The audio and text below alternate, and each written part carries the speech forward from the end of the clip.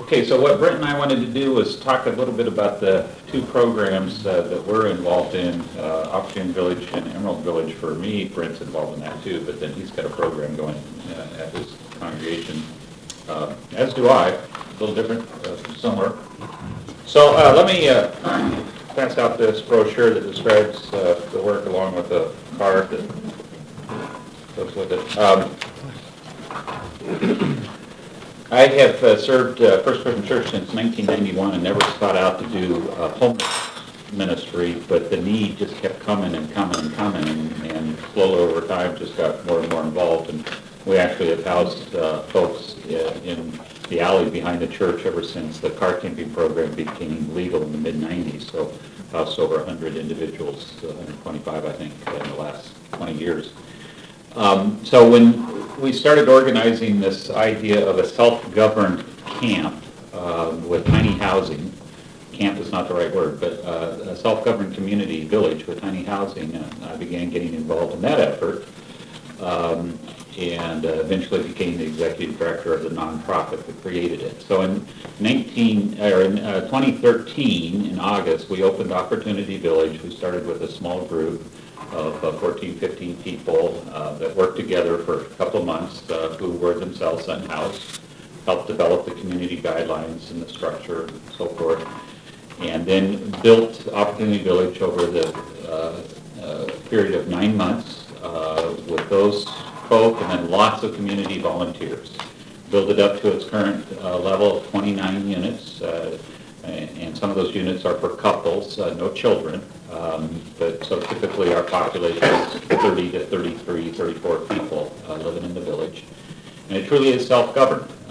We just recently hired a part-time staff person, 10 hours a week, just for administrative purposes to help them keep track of paperwork, keep on task. But otherwise, they run the village themselves. The units don't have heat or plumbing, but there is a bathhouse that has heat and plumbing, and so we have 2 flush toilets and a shower, laundry facilities, and a community space yurt that is heated for meetings. We have a couple of pantries with refrigerators and freezers and a sink. All cooking is done outdoors on propane. They all do their own cooking. It's a food distribution site for food for Lane County, right? So that there's a lot of relationship there. So and it's a gated community is the real key to this, that we are able to control our borders. It's not just you all come in whenever you want to sweep, but you have to apply. You're vetted. There's a vetting committee composed of villagers with 1 board member. That vetting committee goes through the applications, interviews them, and selects who comes into the program. So they're fairly selective. And it's very interesting watching how they work. They select people that I might question, and they refuse people that, the other way around. They refuse people that I think would be good, and they, but at any rate, they have their own, because they're more streetwise than I am, right? And so they understand what it takes to get along with one another. And they determine when somebody's breaking the rules and needs to leave the program. And there's a whole system for how that's done. At any rate, we built this for under $100,000 cash and about the same amount in in-kind materials, so price it out a little over $200,000. It costs us about $1,200, $1,500 a month to operate. Basically it's $5 a head per person, and they pay $1 a night. So our net cost is $4 a night to operate this shelter. So it's one of the most cost-effective shelters in the country, just in those terms. And we've served over 110 people since we opened. 80 people have moved out, and we're running at just a little better than 50% of people transitioning out successfully into some other permanent housing to those that didn't quite follow the rules and were asked to leave. But what we discovered in the process was that because people were able to come and they no longer had to worry about where they were sleeping tonight, they no longer had to worry about where to keep their stuff, they could start working on other things, getting their life in order. We have several people that have gotten back into school, working on degrees, a number of people that have gotten jobs, in several cases even full-time, other people who were able to complete the paperwork they needed to get disability. But over and over again, the people that now are generating income have no place to go. We have one woman that gets $1,600 a month of disability that can't find a place to live because rental places won't look at you until you have at least $2,000 in income. You gotta have 3 times the income of what your rent is, and you can't rent anything for under $600, $650, $700 a month. So it's very hard to find something to rent. So that's when we decided that we needed to build a new model of affordable housing that truly is affordable. And the other thing we discovered was that the publicly built housing, such as run by our housing authority, focuses on families, and understandably so. I mean, everybody wants to get children off the street. But the result is there is a dearth of housing for people without children. And Baskin Village is a wonderful example. It's a beautiful facility, 101 units. I don't know how many of those were single bedroom, but not near enough. But most of the housing there are 2, 3 bedrooms. They're intended for families. So the wait list for a person or a couple without children looking for a single bedroom apartment was over 5 years, and the housing authority closed the wait list. You can't even get on the wait list.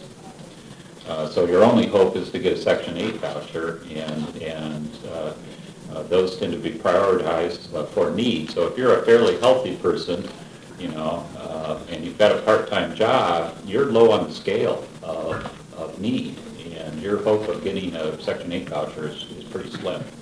So we developed a new model of housing that we called Emerald Village Eugene that's doing just as our Friends Church have been doing for over 30 years down in Mexico, building very simple housing here. But of course we have to build it according to the codes of this country and our state and our community, and we're really pushing the boundaries on that. We have, fortunately, we have a lot of political support, and working very closely with the city. We expect to get the approval, actually could be within hours, any time now, to go ahead and start the work for Emerald Village Eugene. The site plan is before the city, and they're gonna make some requirements on us of things that we have to do to adjust the plan, but nothing major. So we're hoping that we'll actually break ground in October, start the groundwork, and hopefully get some of the buildings in sight before the end of the year, and finish it out next year. 22 tiny homes. The cost of the home is about $25,000 each, not counting the cost of the land and the site development. Include all of that, somewhere between $60,000 to $70,000, which is about somewhere between a third to a fourth of the cost of most affordable housing. And So, how much did you say for each tiny house, the average cost for each house? that's what I'm saying, $25,000 just for the house and these are houses 160 to 280 square feet. So they'd probably be, the smaller ones would be similar to what you have. We have 3 different sizes. The small ones intended for a single individual, the larger ones for a couple, or it could be a small family. You can't discriminate in housing. So if someone comes, parent and child, you have to consider them just the same as you would anyone else. And in fact, one of our couples that has applied are due to have a child in January. And quite likely will be chosen, I think, to come into the program. So those are larger units, and then there will be a middle-sized unit around 200 square feet that could be used either for a single or for a couple. The price is $250 for the small units, $300 for the middle size, $350 for the large, includes all utilities and fees. And the big difference in our model that's very unique in the country, you have to learn of any affordable housing project done this way, is that it is a limited equity, got the term for it now. At any rate, it's a co-op where the members of the co-op have a share that's valued at $1,500. They're paying on that share over time. We don't require any money up front. $50 a month, so in 2.5 years it's paid off. their rent payment could go down if we meet all of our budget expectations. And then they have an asset, they have something of value. So they are a part owner, the co-op leases the facility from the nonprofit, but they're a part owner. And they have an asset that if they move out, they don't have to, it's permanent housing for the rest of their lives if they so choose. But if they decide to move out, nonprofit buys them out. They get a check for $1,500 plus interest if they make their payments on time, minus any damage, but it gives them something to take with them. And more importantly, gives them that sense, this is my home and I own a piece of it. Take that pride and responsibility for that as well as to have some of the benefit from it. So it's a new model of affordable housing that we think has great potential to catch on around the country. And so we're working on a model to help other communities do the same kind of thing, and particularly to start with this very simple self-governed community concept of a village, of Opportunity Village, with very basic housing, and using that as an entryway before you go into the affordable housing, unless you have experience, already. Because as I think most of us who've had any experience in working with homelessness, there are things you learn as you work with folk and how to anticipate needs and assist them with various things, but also give them the tools that they can do for themselves. It's just been exciting to see the number of individuals who are now succeeding and doing very well as a result of being an Opportunity Village and ready to take this next step now to get into permanent housing. And that in turn frees up beds that more people can come into Opportunity Village and work up. So that we hope that in time we'll actually concentrate on building more permanent housing and use Opportunity Village as kind of the entry point to get people into that permanent housing. So it really seeks to be a permanent solution and not just, emergency shelter, but really working to get people into their own housing. So Emerald Village, we bought a piece of property, an acre of land in the Whitaker neighborhood off of Railroad and North Polk. So it first makes a bend there at the Quick Mart and becomes a railroad, and it's just on the right as you go past that. It's a really nice piece of property, and we think it's going to make for a really nice little community, the residents who are in this program. And we will be looking for volunteers to help us, to do the building. The connection here is one of the young architects who, with the Friends, went to Mexico back in 1990 was a man by the name of Dan Hill, co-owner of Arbor South Architecture. And Dan and others spun off a program, their own program in Mexico, after going with their friends down there to build housing. And for the last 25 years, have been building tiny homes. I don't know what they're up to, over 100 homes that program has built. But I went to Dan and I said to him, I want you to do that here in Eugene, what you've been doing down in Mexico for the last 25 years. And I want you to find 4 of your architectural friends to do the same. And I want you to design and build a house and give it to us. And he's an overachiever. He found 7. And then invited me to speak at the American Institute of Architects and a couple of others, and we got 5 more. So we actually have 12 or 13 teams of architects and builders that are designing and building homes for us. Wow. And now Aprovecchio is going to collaborate to build a 100-mile home as another one of them. Oh, wow. So of all natural materials down within 100 miles. So Yeah, it's really exciting. So at the end of the day, we've got all these really nice designs that can be used in other locations. We're really kind of on the cutting edge of tiny homes and working with the city and legislators about how to create some building codes to make it easier for people to do this. Zoning codes as well. If you're building a home of 250 square feet and you're required to have a lot of 4,500 square feet, that's great if you want to have a big garden, but obviously you could put 3 or 4 homes. Yeah, the right. tennis courts, Yeah, tennis courts right for your house, yeah. And so we're trying to, figure out ways that we can get the city and hopefully eventually the state to change some of the codes to make it easier for people to do this, to bring the cost of housing down, so that more people can have their own home. And you'll be asking for volunteers to help with the construction? Sure, absolutely. Yeah, Like having them? yeah, yeah. And the residents themselves have to contribute as well, 50 hours of sweat equity into it. So in order to have it, though, theirs is 500. So, down the street where I live from Opportunity Village, we've had some people, although CSS has always pretty much had a waiting list, stack of applications that people have turned in. We've had people go directly from, like,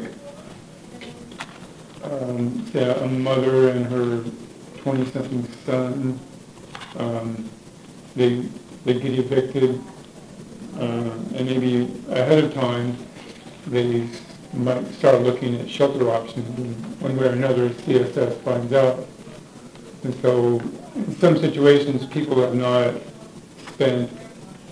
spent little or no time on the street. The guy that was just here has never had to camp outdoors. He lived in shelter programs before he came to CSS. Now he lives in the Connersville. So I'm wondering if, I had two questions really. Does OV take in a fair number of people who, were recently evicted? And the other question is, how do you foresee, once people move into Emerald Village, I know that there's been a struggle with engaging with the neighborhood. How do people envision the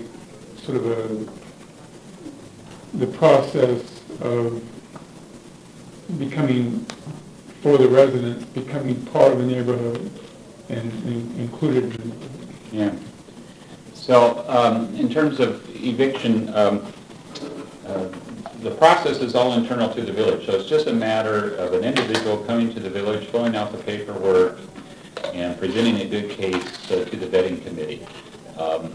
They don't prioritize in terms whether or not you've been on this, well, they might somewhat. I mean, It's a factor. yeah, it's a factor, sure it's a factor. But The emergence, how emergent the need is. right, contributes. the bigger factor is, are you going to fit in this village? And if you're someone with really severe, behavioral issues and someone who's not going to get along, and if your mental illness or your addiction issues are going to create disruption in the village, chances are they won't select you. So that's really the bigger factor. But yeah, I mean, they're human beings and they want to help one another. So they're probably, if someone presents well and they've been on the street for a year versus someone who's only been on the street for a few weeks, they might take the person who's been on the street for a year as opposed to the recent. But there's nothing to prevent someone who's been recently evicted from getting into the village. Right. And it is a total mix. Yeah. Folks who have been outside, coming right from outside in, to are coming from the Mission, Shelter Care, Very or from specific. housing. It's a mix. Person specific. Yeah.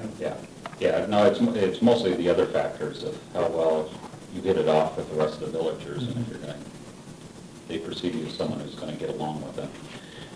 In terms of the neighborhood, we've worked really hard in conversations with the neighborhood and have set up a program. First of all, there's a neighborhood representative on the vetting committee that's going to choose the first residents.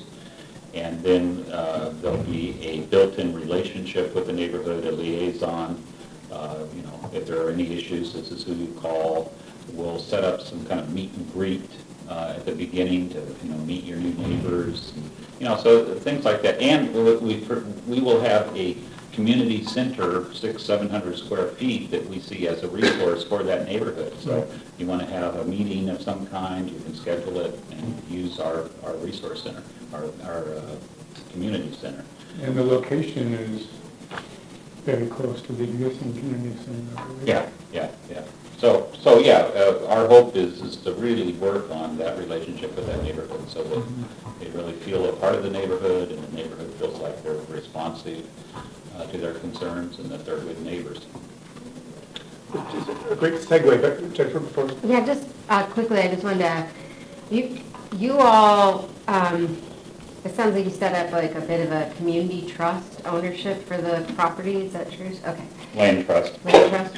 And then, so you bought property, privately owned property, and put it into community trust, and you looked at several neighborhoods, or was it just that was a piece of property that was on the market you were aware of? We looked at several. Yeah. Yeah, I looked at some property at River Road, another piece of property over near Churchill. one of Thurston. One in Thurston, yeah. So we looked at a lot of properties, but that was the one that was most viable at the time, price-wise and size-wise. My question for you is that, like with the rest stops, one of our big barriers right now is location and property. Sure. And so more and more governments are saying, look to private property. And today we've talked a lot about networking, and I'm feeling like networking about viable properties could be hugely important no matter what kind of project we're talking about, whether it's a rest stop or a tiny village. You know, there might be, there seems to me that this is a pretty huge barrier. Yeah, it's a big hurdle, particularly when you got to purchase the property, you know, yeah. And those large lots that are big enough to host a program. Because you OVE, you rent from the city for $1 a year. like $1 a year. So, I mean, if we had 10 more of those opportunities, we would fill them. Yeah. Without No doubt. question. No doubt. So Marketing. some of the major barriers that we're facing right now, we have all these great models, like you keep creating the next stage and the next very appropriate model that's so intriguing and so important part of the puzzle, but yet can we make it the right scale? Can we have enough Right. of So them? how do we go to scale? I mean, that's the biggest challenge. And my hope has always been, because these programs are well-run and look decent, that, you know, once people get to know them, that there won't be the resistance to have it in the neighborhood. Not as much. Not as much. Yeah, there's always going to be I think- some. I think one of the things going on, my wife is part of a Whitaker Facebook page, Uh-huh. and she told me this morning and that there's increasing talk amongst the Whitaker residents about concern about everything being located in the Whit. Sure. Right. For example, there was a lot of press a number of months ago when there was a temporary camp in a park on the south part of town. The park, I forget the name of it, but it's like near Dillard. And Yeah, it's up by us. Caroline. yeah, and it seems like the residents fairly quickly put the kibosh on that. And it seems like that similar things have faced similar thing, whereas in the Whitaker neighborhood, there's been a great deal of tolerance.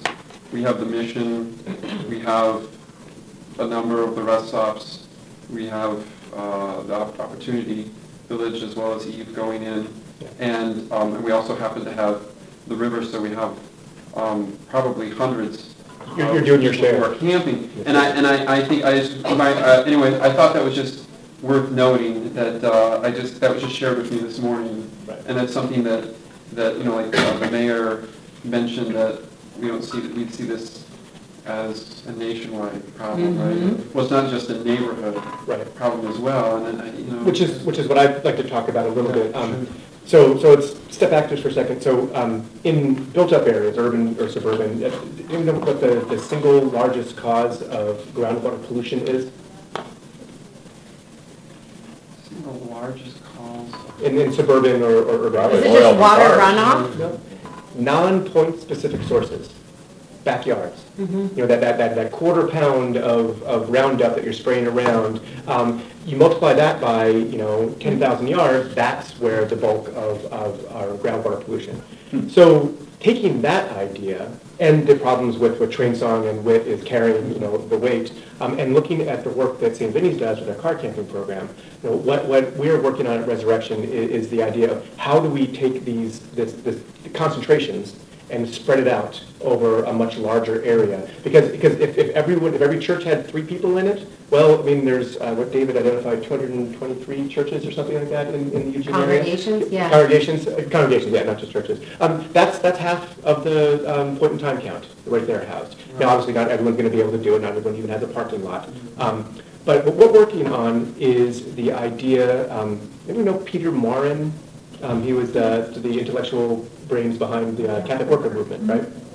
And he has this idea, and in one of his easy essays, these little mantras that he would recite teaching, was that every house should have a Christ room, where you invite someone in that you can house them. Every church should have a parish house of hospitality. You know, we provide housing for our pastors, you know, our rectors. We provide housing for our seminarians. We should need housing for the needy in our community. Then every community needs a house of hospitality, a Catholic worker house, where workers live with people in need and build it. And then the ultimate goal of this is the agronomic universities, you know, these farming communities that are run by people in the street, and they build them. So that's what we are looking at, is building this model. We call it Hospitality Village, and is based on the idea of creating a parish house of hospitality, where we are providing, now, it's from a Roman Catholic perspective, so we're talking about a parish, you know, might have 5,000 families. So, you know, Martin was definitely talking about that the parish should house their own poor. We're a little Episcopal church in the South Hills. We don't have that many people, you know, that we need to. So we look to our neighborhood, and we're primarily looking to South Eugene at how do we welcome people in our neighborhood into our housing. Because what we've looked at is that we're all here involved in churches or communities of one form. What are some of the things that churches have that could possibly be helpful in combating homelessness? Space, community gathering places, Dry spaces. Yeah, parking lots, yeah, space. access to utilities. Yeah. People. Yeah, We have mentors. People, we have lots of people, hopefully lots of people. What else do we have? We have money? Yeah, Yeah, money, we can concentrate well. Another church. But we might, Episcopal churches do generally tend to have money, so we have money that we can hopefully concentrate in a responsible way. And then we have our faith, right? We have our religion, or whatever we're doing that pulls us forward. So what we are working on, in complete partnership with St. Vinny's, because all of this is possible only because of the car camping program that City of Eugene has. So that's the basis, and it starts from there. And so you all have car camping. Anyone else have car camping? Dan, right? And you know, is your housing tied into that or not? No, No. that's going a different direction. Right, right. So what we're trying to do is bring the resources that we as a church have to bear on this problem. And it is not just because it's a solution to homelessness. And that's probably half of the reason why we're working on this, because the need is just overwhelming. We moved from Massachusetts here 5 years ago, and people do not fly signs on the street in Boston. It's not because it's illegal, it's just because, you know, if you want to be housed in Boston, they will put you in a hotel. Because there's vast Too cold, resources too. in Massachusetts. Yeah. It's cold enough, yeah. But there's a lot of resources in Massachusetts. We don't have that many resources here.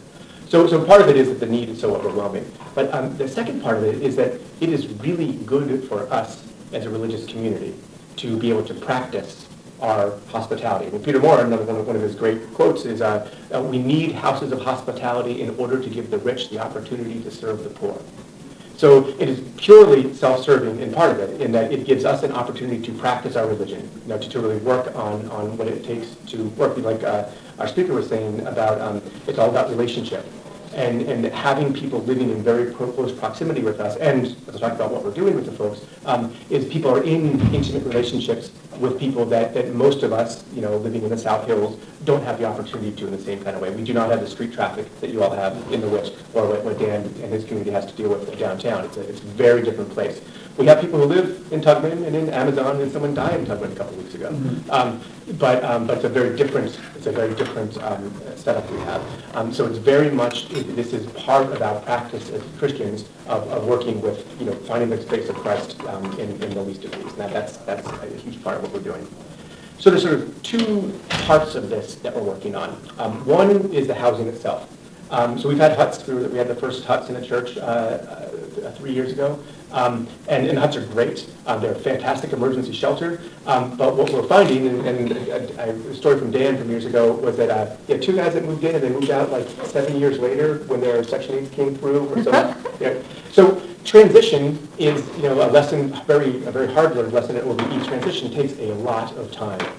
And to have someone in a temporary shelter as far away from all of the services, it's an hour bus ride to get downtown, and to live in a place where you can't even really stand up, where there's no electricity, there's no heat, we were finding that was becoming counterproductive to people's long-term transition, because we were committed to helping people for the long term. We don't have time limits on what we're trying to do.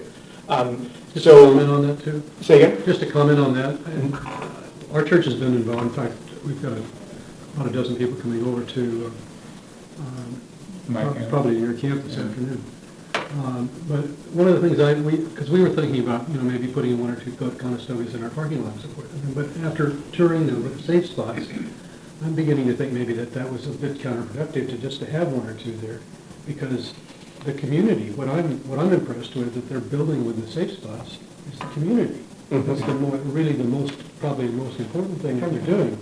And so trying to figure out a way to do what you're doing here with the villages and the community and building the community is extremely important. I think more so than just having, like you're saying, one or two. Absolutely. So what we're doing is trying, it's all a big grand experiment, is how do we welcome the folks that we're housing into our community? How do we expand what the nation of our community is? We have Episcopal churches always have these big red doors.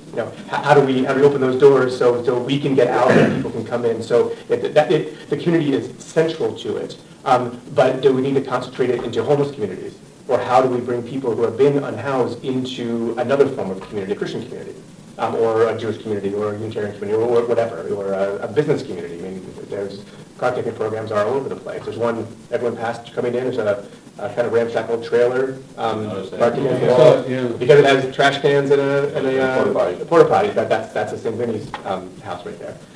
So yes, absolutely, community is super important. So we're trying, and maybe it'll be a disaster. So far, so good. Nothing terrible has happened.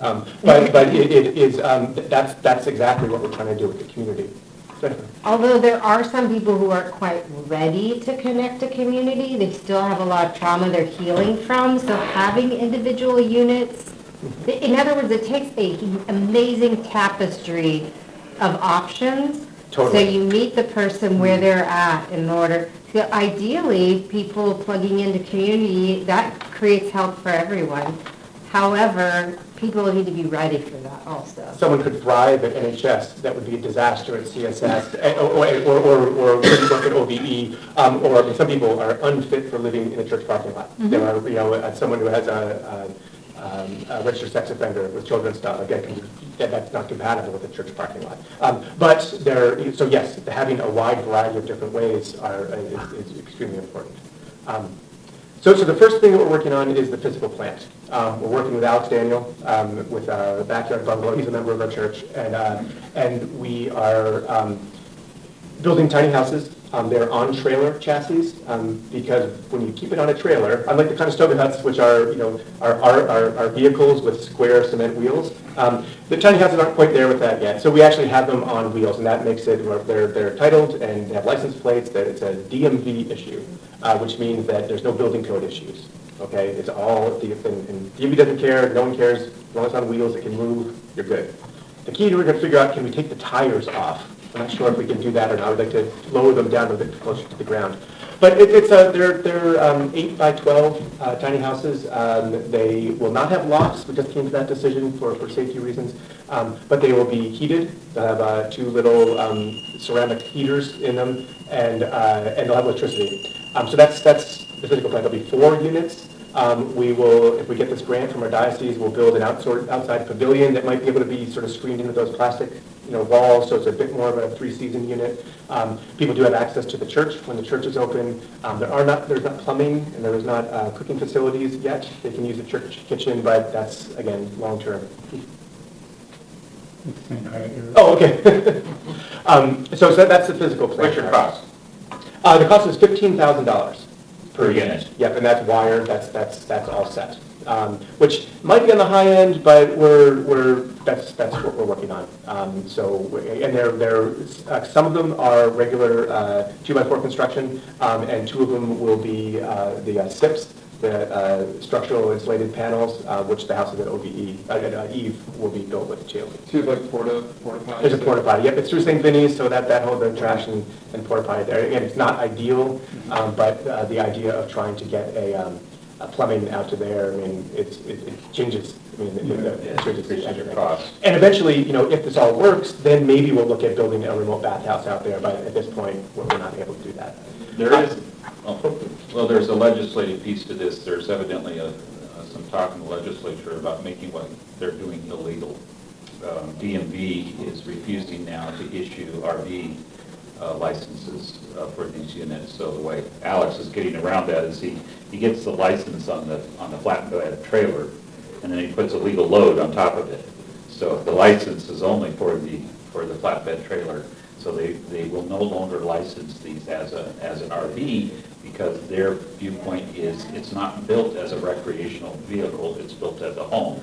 Therefore, it's out of our. So anyway, we've got a battle on our hands because the manufacturing industry is seeing these as a threat to their business model. I see grounds for a suit there because, RVs are often used as. Yeah, right. So the second part, and as important, in a lot of ways more important that we're doing is the people part. One thing that we have found at OBE, so we did some work with Whitebird, and Brenda would come down and do some transition counseling with folks. And from the first meeting, 4 people found housing directly from one 20-minute interview with Brenda. That was low-hanging fruit because they were vets and they didn't know what the vet things. But how many other entitlements and other programs that people are eligible for that they just don't know about? So what we are doing, we've created a program of advocates where each person who lives with us is assigned someone from the church. We're working on the training with that, so they met with CCS earlier this week to talk about what are the resources that they can begin to work people towards, if housing. Catholic Community Services. They're working on a program with Benja at Whitebird to do. Did anyone go to Donna Beagle's Poverty 101? Building something that we can take to local churches to begin to introduce, the typical middle-class folks that are most churches to what the world of extreme poverty is in a way to, increase empathy and understanding and knowing what you're getting into when you're entering these ministries, and teaching the people that are working with the folks, what is it that you're actually working on. Because the idea is not that we're providing social services or case management, it's providing Christian companionship, friendship, support. They will work with the social worker and get a plan, and our advocates then goal is to sort of help them through the gentle encouragement and cajoling that comes with a constructive relationship to keep people on track, as we're not putting time limits on it, but that you need to be continuing to make forward progress. And the relationship, that intimate relationship that we're trying to build with the advocate to the person, that is the beginning of that, and that's the core of it. Because the theory, and it's a theory we're working at OVE also, is that it doesn't take full-on case management. It doesn't take a huge amount of effort, but it takes some. And it takes some pressure and some resources to begin to help people make forward progress. And so we're starting an internship program with Portland State. An MSW student is going to be down there in conjunction with Occupy Medical. They'll spend a couple hours on Sundays down there doing street case management stuff, and then 11 hours with us at OVE doing that. So it's not professional, it's paraprofessional. It's using other resources in different ways to provide that little bit of support from underneath to help people go. Thumbs up. So that's what we're working on, and what we're doing is we're trying to put this together in a way that is going to be exportable. Putting together what our policies are, what has worked, what hasn't worked, and begin to spread the word amongst churches. Because if we spread this around, a couple dozen churches doing something even remotely like this, it can make a real impact, not only on the problem of homelessness, but on the congregations themselves and the neighborhoods in which we reside. And God willing, it'll be a win-win. Thank you. So, thank you.